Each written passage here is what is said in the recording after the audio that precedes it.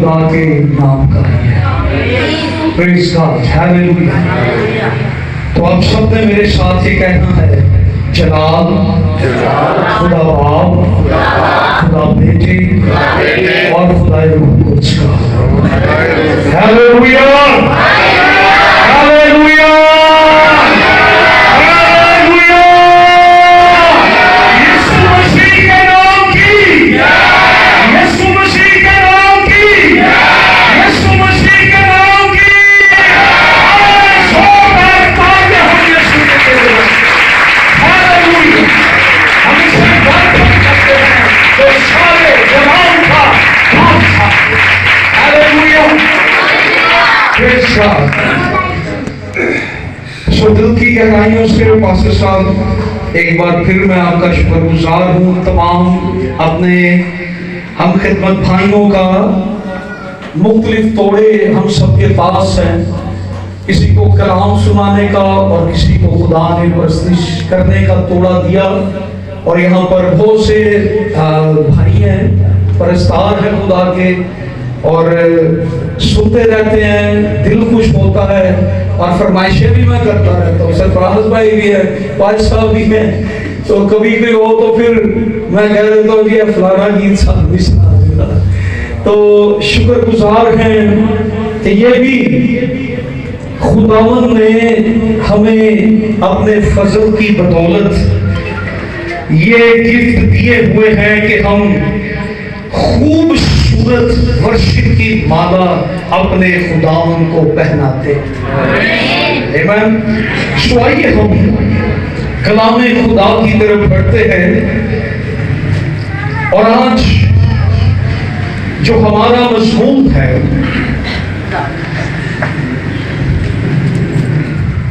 शामे Calvary. और मैं इस प्रोग्राम की मुनासिबत से आज बात करना चाहता हूं शामे कल्वरी। और मैं इस प्रोग्राम के लिए खुदा का शुक्रगुजार हूं कि न यहां में बहुत सी जगहों पे ऐसा हो, लेकिन काश कि इसको अब थोड़ा सा हम चेंज करें। शामे कल्वरी की नवीद, शामे कल्वरी की नवीद। और समटाइम शामे कल्वरी मैंने देखा है लोग इसको इस कदर गमज़दा और मातमज़दा बना देते हैं। लेकिन मैं आपको आज बताऊं, कल्वरी की शाम ने हमें वो नवीद दी है हमारे लिए, फिरदौस के दरवाजों को, नजात के दरवाजों को खोल दिया। ये शामे कल्वरी जो हम कर रहे हैं ना, ये शामे कल्वरी हमारी नजात के मंजर को बयान करता है। शामे कल्वरी जो है, कहने को बहुत कुछ है लेकिन मैं शॉर्ट सा करूंगा। सो आइए हम रेफरेंस को तलावत करते हैं यूहन्ना रसूल की मार्फत लिखी गई इंजील मुकद्दस, उसका 19वां बाब और 17 आयत से हम तलावत करेंगे।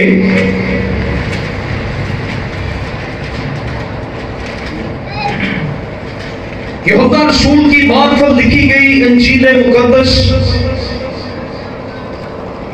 19वां बाब 17 आयत से लिखा है, बस वो यीशु को ले गए और वो अपनी सलीब आप उठाए हुए उस जगह तक बाहर गया जो खोपड़ी की जगह कहलाती, जिसका तर्जमा अबरानी में गुलगत्ता है। वहां उन्होंने उसको और उसके साथ और 2 शख्सों को मसलूब किया, एक को इधर एक को उधर, और यीशु को बीच में। और पिलातुस ने एक किताबा लिखकर सलीब पर लगा दिया। उसमें लिखा था, यीशु नासरी यहूदियों का बादशाह।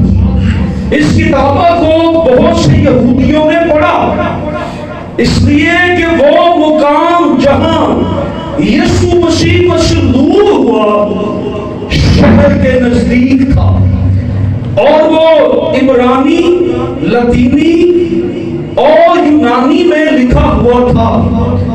बस यहूदियों के सरदार काहिनों ने पिलातुस से कहा कि यहूदियों का बादशाह ना लिख, बल्कि ये कि उसने कहा मैं यहूदियों का बादशाह। पिलातुस ने जवाब दिया कि मैंने जो लिख दिया वो लिख दिया। जब सिपाही यीशु को मसलूब कर चुके तो उसके कपड़े लेकर 4 हिस्से किए। हर सिपाही के लिए एक हिस्सा और उसका कुर्ता बीलिया, ये कुर्ता बिन सिला सर बना हुआ था। इसलिए उन्होंने आपस में कहा कि इसे फाड़े नहीं बल्कि इस पर खुरक डालें, ताकि मालूम हो कि किसका निकलता है। ये इसलिए हुआ कि वो नविश्ता पूरा हो जो कहता है कि उन्होंने मेरे कपड़े बांट लिए और मेरी पोशाक पर पूरा डाला। खुदा के कलाम का पढ़ा और सुना जाना हम सबों के लिए बरकत का बारिश। आमीन। सो आइए हम अपनी जगहों पर तशरीफ रखें। Hallelujah, glory to Jesus. कोहे कलवरी, यहाँ कलवरी का मुकाम, यहाँ कलवरी का पहाड़, यह आज जो शाम हम सेलिब्रेट कर रहे हैं, ये शामे कलवरी, असल में ये शामे कलवरी जो है ये शाने कलवरी है। शरीर में यीशु मसीह के गुफारे में शरीर की शान बढ़ा। ये शाने कलवरी, ये नवीद बयान करती लफ्ज कलवरी। बाइबल मुकद्दस में कलवरी का लफ्ज आपको नहीं मिले। लफ्ज कलवरी जो है लतीनी का लफ्ज कलवरिया से निकला। इंग्लिश में इसको कलवरी कहा गया और उर्दू में भी कलवरी।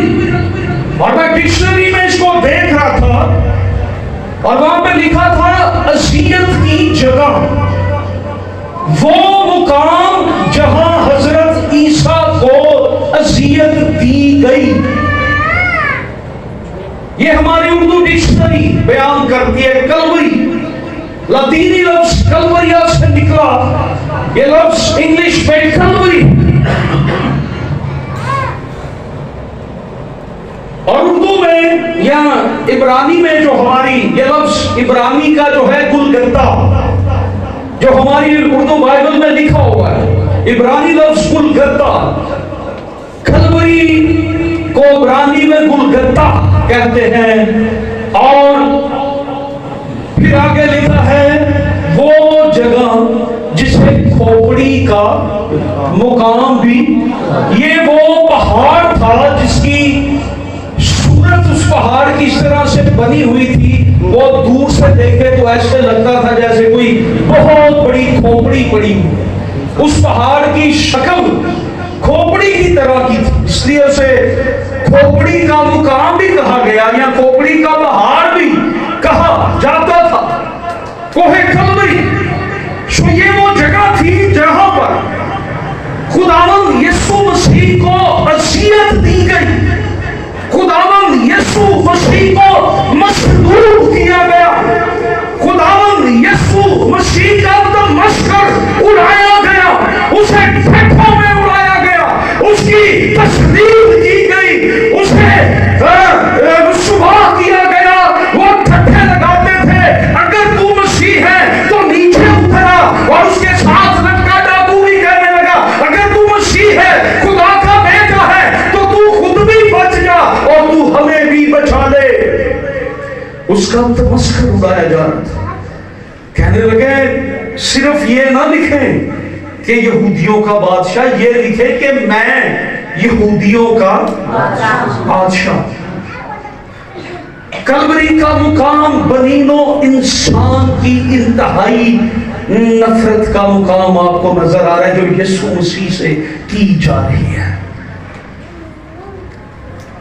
ये जो किताबा या किताब जो ऊपर लगाया गया था ना, अक्सर आपने सलीब के ऊपर NXRI इस तरह के वो यूनानी वर्ड्स लिखे देखे। इसका मतलब होता है यहूदियों का बादशाह। और ये 3 जुबानों में लिखा गया था, इब्रानी में, लातीनी में और यूनानी में, ताकि हर एक शख्स पढ़ सके। जब बनी इस्राइल कौम असीरी में थी ना, बाबल के अंदर, मौजूदा इराक, तो वहां पर लातीनी जुबान बोली जाती थी। तो सीरी से वापस आने के बाद बहुत से लोग लातीनी जुबान बोलते थे, तो उन्होंने लातीनी में लिखा। क्यों? अगर कोई लातीनी जुबान समझ जाए तो वो लातीनी में पढ़ ले कि ये कौन मसरूब हो रहा है, यहूदियों का बादशाह। इब्रानी जुबान मसबी जुबान थी, यहूदियों की जुबान थी। यूनानी जुबान इंटरनेशनल जुबान थी, बैनुल-अक़वामी जुबान। यूनानी लोग भी पढ़ सके, लातीनी लोग भी पढ़ सके, इब्रानी लोग भी पढ़ सके। गुलगता के मुकाम के ऊपर, कलवरी के मुकाम के ऊपर खुदावंद यीशु मसीह को मसलूब किया गया है।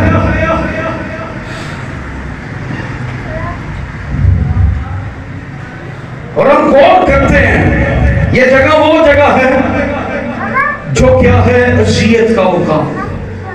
खुदावंद यीशु मसीह, कितने लोग थे सलीबों पर? जल्दी से हम गिन लेते ना, 1 2 3 मुजरमों की कैद गिनती होती है ना, कितने मुजरम हैं? 1 2 3। उसे मुजरमों के दरमियान शुमार किया गया। ये वो मुकाम है, उसे मुजरम बनाया गया। और इससे पहले आप देख लें, 6 अदालतें हैं, सरदार काहिन है, तो उसने कहा मुझे कोई समझ नहीं आ रही, इस पर क्या जुर्म लगाया जाए, इसको मुझे कुछ समझ नहीं आ रहा है, इसे हेरोदीस के पास भेजो। हेरोदीस ने कहा मुझे भी कुछ समझ नहीं आ रही, इसमें क्या जुर्म ऐड किया जाए, इसे पिलातुस के पास भेजो। हर अदालत के अंदर यीशु मसीह बेगुनाह था। यीशु मसीह का पकड़वाने वाला भी आके क्या कहता था, ये अपने पैसे वापस दे दो, मैंने एक रास्तबाज को इल्जाम लगाकर पकड़वा दिया है। और पिलातुस की बीवी ने रात को एक फरिश्ता देखा ख्वाब के अंदर, उसने कहा ये रास्तबाज है, अपने शोहर को बता, तेरा कोई सरोकार इससे नहीं है। पिलातुस से ये नहीं कि कोई 10-12 लोग खड़े थे, और पिलातुस से कहा यहूदी हजारों की तादाद में खड़े थे, रोमी खड़े थे। पिलातुस अपने महल के अंदर, उसका स्क्वाड, उसका प्रोटोकॉल, उसके फौजी, उसके गार्ड्स, रोमी सरदार काहिन, वो सब उधर खड़े हैं। और पिलातुस खड़ा होकर कहता है कि मैं इसमें कोई जुर्म नहीं पाता, ये बेगुनाह है। ना अदालत ने उस पर जुर्म साबित कर सकी, ना पिलातुस। कहने लगा एक ऑप्शन देता हूं, आपका गुस्सा ठंडा हो जाए, मैं तुम्हारी खातिर एक कैदी को छोड़ देता हूं। उन्होंने कहा नहीं, इसको मसलूब कर। तो उससे क्या कहा, उसे कह रहा हूं पानी का प्याला लेके आओ।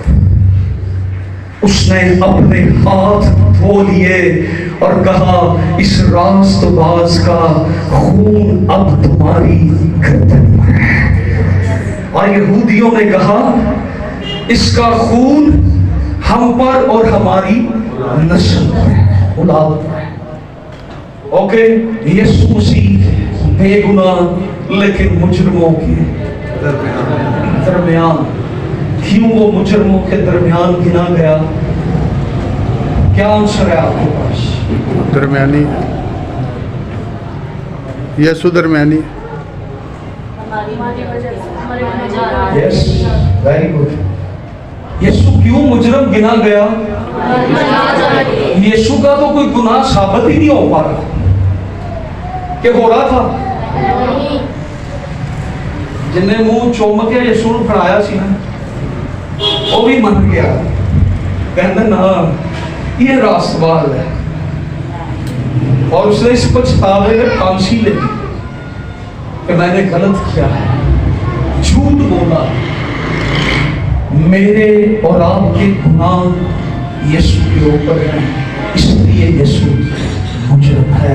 ये शाम कलवरी का बयान आपको बता रहा हूं। वो हमारे गुनाह दिए हुए शरीर पर मुजरमों में शुमार किया गया है, और उसे मुजरम, ये असीयत की जगह है। मैं परसों शाम अपने चर्च में बता रहा था कि जिन्होंने उसे छेदा है वो उस पर निगाह करेंगे। यीशु को किस किस तरह से छेदा गया, किस किसने उसको छेदा। उतने तकलीफ कोई चोट खा के इंसान को शायद ना लगे जितनी लफ्जों की तकलीफें पहुंचती। उसके मुंह पे थूक रहे थे। कलाम में नहीं लिखा है, उन्होंने उसके मुंह पे कपड़ा डाल के उसको मुक्के मारे।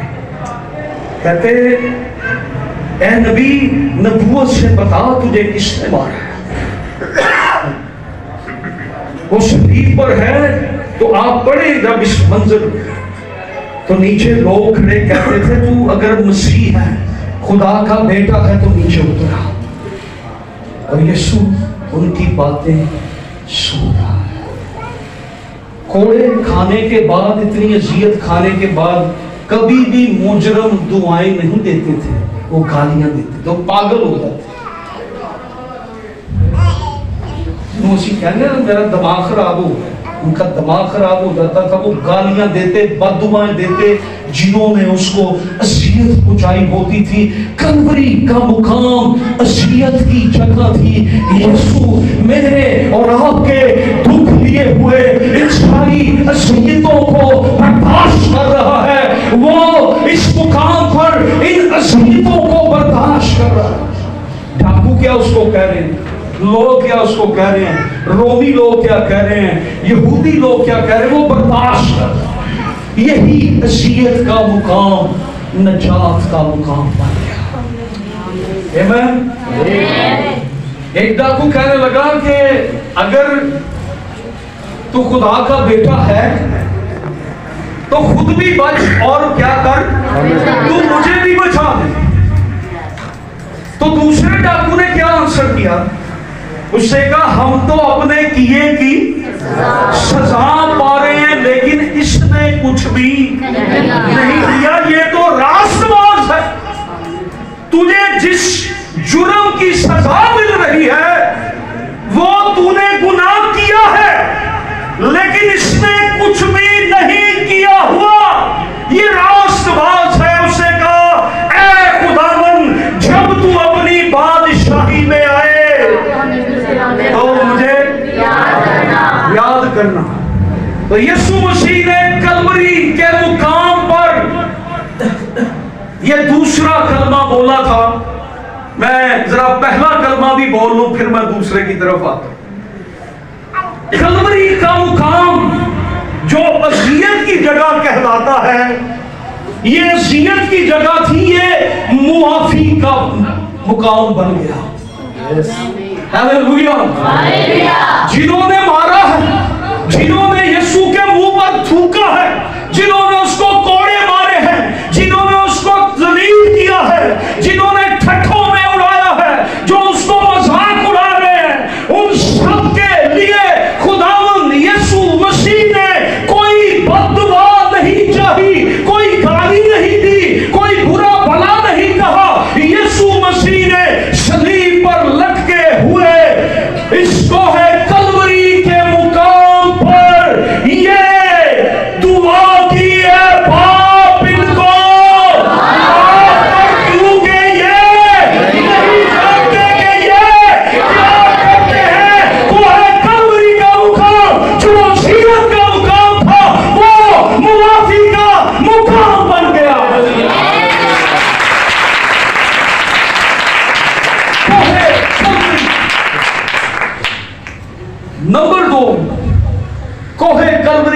मुकाम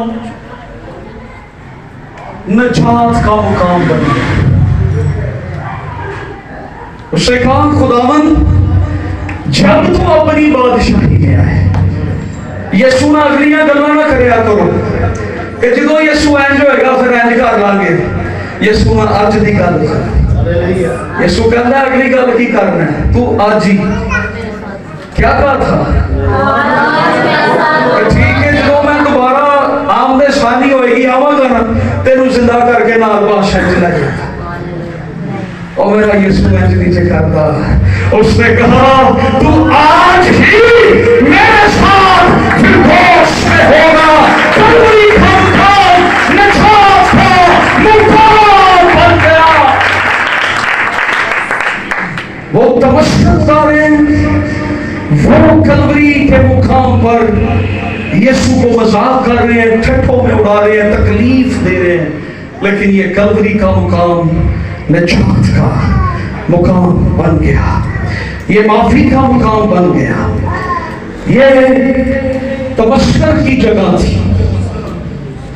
हालेलुया। और ये फिर गवाही का मुकाम बन गया। उन्होंने जो किताबचा लगाया हुआ था ना यहूदियों का बादशाह तो 3 जुबानों में मैंने बताया कि ये लिखा गया था इब्रानी लातीनी और यूनानी।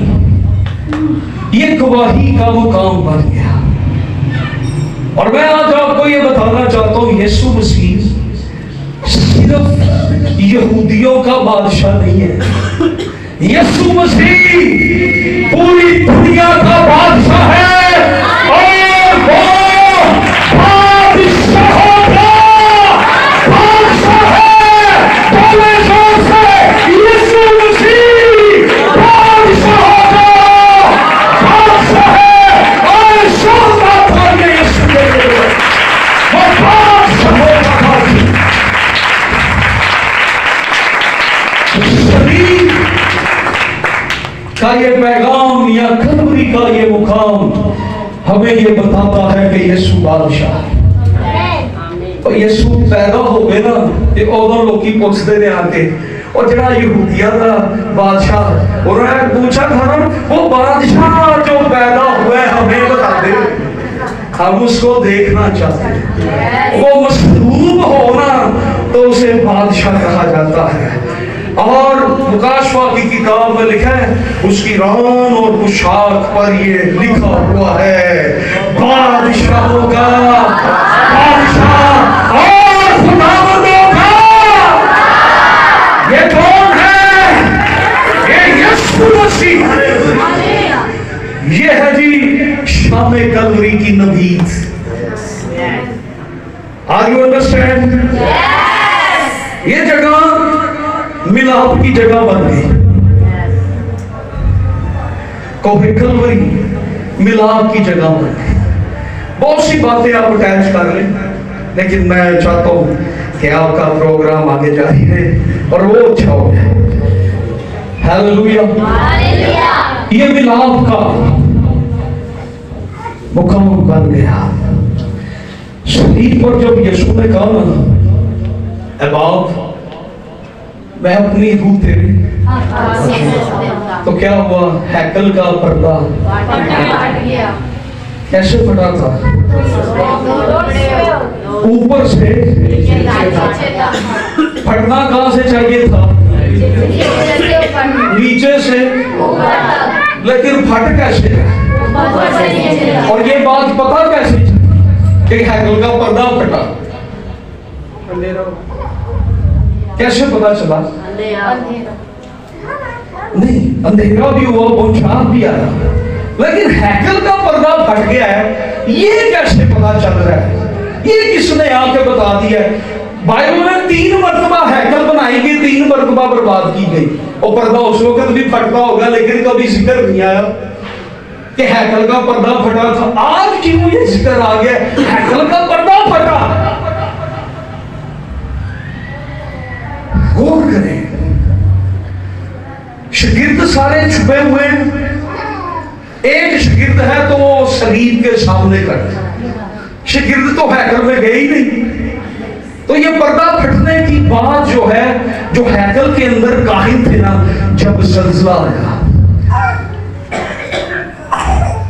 ज़ल्ज़ला जब आया ना, तो वो पर्दा फटा और काहिनों ने उस पर्दे को फटते हुए देखा। ये पर्दा 6 इंच मोटा था, 6 इंच। साड़ी तेट भी 4 दी होगी ना, ये 6 इंच था। मैं जब इसको पढ़ रहा था एक दिन, तो मैं इसको अपनी उंगलियों को ऐसे करके देखा, तो ये इतनी आसानी से फटने वाला नहीं था, लेकिन ये फट गया। और इस पर्दे के पीछे अहद का संदूक था, और उस तक रसाई बड़ी मुश्किल थी। वहां पर खुदा मौजूद था, उससे मिलना साल में एक बार सरदार का ही जाता था। खुदा की कुदरत उतनी और उस पर्दे को फाड़ा, वो पर्दा फट गया और इंसान और खुदा का, अब खुदा पर्दों में नहीं मिलेगा, अब खुदा तुम्हें आमने सामने मिलेगा, जहां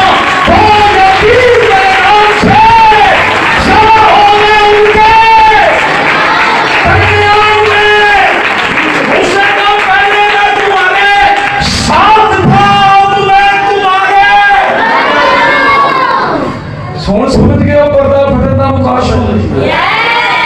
पहले खुदा पर्दे के पीछे रखता था, और जेड़े जानते सन ना साल च एक बारी भी वो बेचारियां दी भी मुसीबत बड़ी होंदी सी, उन्हां नूं वक्त पिया हुंदा ही, बच्चे पिछे रोंदे हुंदे, घरे बे आना कि नहीं, अब्बा गुनहगार थे, फिर रस्सी ना खिंचते थे।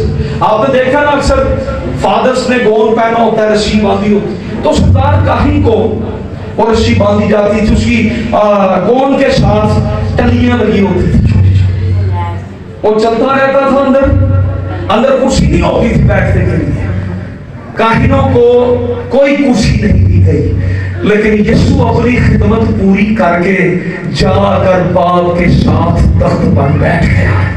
इसके बाद अब कोई खिदमत नहीं है, अब कोई कुर्बानी नहीं है, अब किसी मरने का बचने का लहू नहीं जलाया जाएगा, क्योंकि कलवरी के मुकाम पर बहता लहू जो है, उससे हमारे लिए दरवाजे खोल दिए हैं, बाप से मिलाप हो गया, फिर होश के दरवाजे खुल गए, माफी के दरवाजे खुल गए, निजात के दरवाजे खुल गए।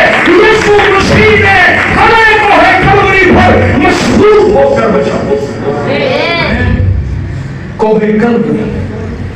एक बात को याद रखें, ये सलीब खाली है, सलीब पर यीशु नहीं है। उन्होंने सलीब से उतार कर यीशु को कहां रख दिया था? तो यीशु,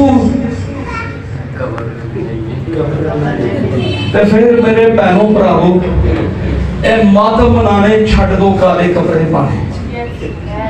ना यीशु सलीब पे, ना यीशु कब्र च, ना वो सलीब पर मरा हुआ है कि हम मातम मनाते फिरे, ना यीशु कब्र के अंदर है, ना सलीब उसे वहां लटका सकी, ना कब्र उसे अपने अंदर रख सकी।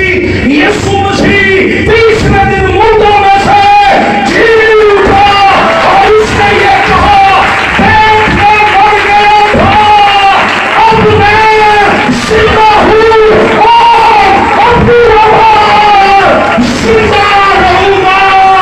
अब मौत का मुझ में कोई इख्तियार नहीं है।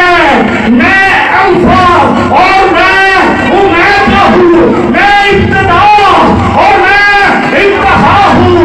मौत और आलम-ए-रवा की कुंजियां मेरे पास है। आगे हम शुक्रगुजारी करें, हालेलुया, सबक सरोवर का, और आइए शुक्रगुजारी करना शुरू करें। Praise Jesus, thank you Lord, thank you Lord। यीशु तूने मेरे लिए शहीद हुई, तूने मुझे खुदावन बचाया, तू मेरे गुनाहों के लिए कुर्बान हुआ। मैं तेरा शुक्र करता हूँ, मैं तेरी सताइश करता हूँ। रवा शंकर रवा,